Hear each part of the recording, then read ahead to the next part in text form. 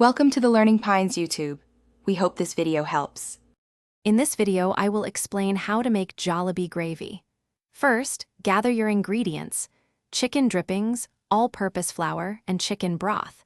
You will also need a saucepan and a whisk. Having everything ready before you start makes the process much smoother and more enjoyable. This preparation ensures a delicious outcome for your homemade gravy. Now, let's create the foundation for our gravy. The roux. Melt 2 tablespoons of butter in your saucepan over medium heat. Once melted, whisk in 2 tablespoons of all-purpose flour. Stir continuously for 1 to 2 minutes until the mixture forms a smooth, light golden brown paste. This step is crucial for a rich, flavorful gravy. With your roux ready, it's time to add the liquid.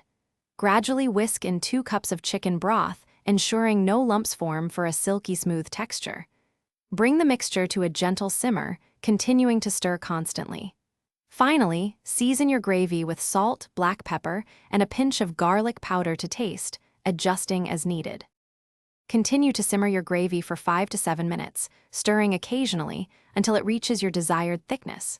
If it's too thick, add a little more broth. If too thin, simmer a bit longer.